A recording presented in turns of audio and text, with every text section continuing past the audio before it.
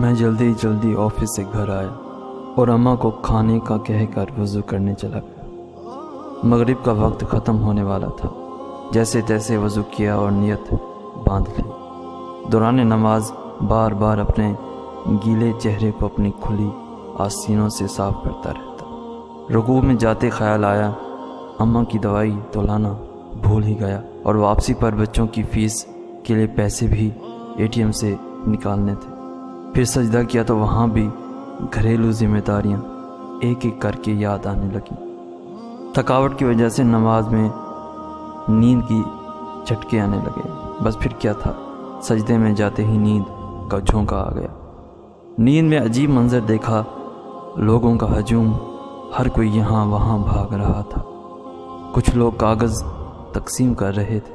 میرے پاس آ کر بھی ایک کاغذ تھما دیا جس پر میرا نام لکھا تھا۔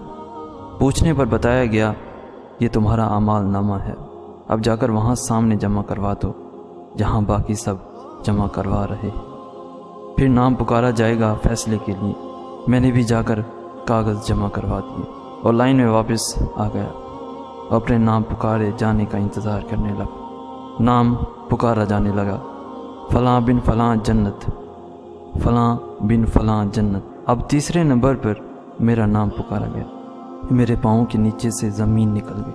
یا اللہ اب کیا بنے گا؟ ساتھ ہی فیصلہ بھی سنا دیا گیا، جہنم۔ مجھے اپنے کانوں پر یقین نہیں آ رہا تھا۔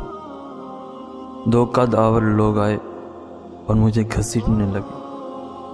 میں پکارنے لگا، رکو رکو، شاید یہ کسی اور کا نام ہوگا، میرا تو جنت والوں میں نام آنا تھا۔ مگر مجھے غصے سے خاموش کروا دیا گیا۔ ہمارے ہاں فیصلے میں غلطی کا امکان ہی نہیں۔ مجھے جہنم کی طرف گھسیٹا جا رہا تھا اور میں مدد کی بھیک مانگتا جاتا۔ نہ میں جھوٹ بولتا تھا، نہ دھوکہ فریب دیتا، نہ شراب اور زنا جیسے کام میں ملوث تھا۔ پھر جہنم کیوں؟ مگر کوئی سننے کو تیار نہیں تھا۔ جہنم کی گرمی مجھے محسوس ہونے لگی۔ اندھیرے گھڑے میں مجھے پھینکنے کو تیار کھڑے تھے۔ مجھے اچانک اپنی نماز کا خیال آیا۔ نماز کہاں ہو تم؟ نماز بھی خاموش، نماز بھی خاموش۔ جہنم کی آگ کے شعلے مجھ سے لپٹنے کو بے چین ہو رہے تھے اور مجھے جہنم میں دھکا دے دیا گیا۔ مجھے جیسے ہی دھکا دیا ایک سفید بزرگ نے فوراً میرا ہاتھ تھام لیا اور مجھے جہنم سے باہر کھینچتے ہوئے باہر نکالا۔ میں ڈر سے کانپ رہا تھا۔ پوچھنے لگا، آپ کون ہیں اور مجھے کیوں بچایا؟ کہنے لگے، میں تمہاری نماز ہوں۔ میں غصے سے چلایا، اب آ رہے ہو جب میں جہنم میں ڈالنے جا رہا تھا؟ اگر عین وقت پر تم نہ آتے تو میں تو چلا گیا تھا جہنم میں، پہلے نہیں آ سکتے تھے تم۔ بزرگ کہنے لگے، جیسے تم مجھے تاخیر سے پڑھتے تھے، کبھی وقت پر نہیں پڑھا، ویسے ہی میں بھی تاخیر سے آیا ہوں۔ کبھی تم نے مجھے وقت پر پڑھا ہی نہیں تو میں وقت پر کیسے آتا؟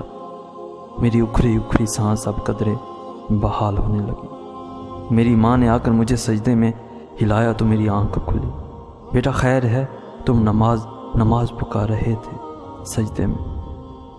میں حیرت سے خود کو ٹٹولنے لگا کہ میں زندہ ہوں، پسینے سے شرابور۔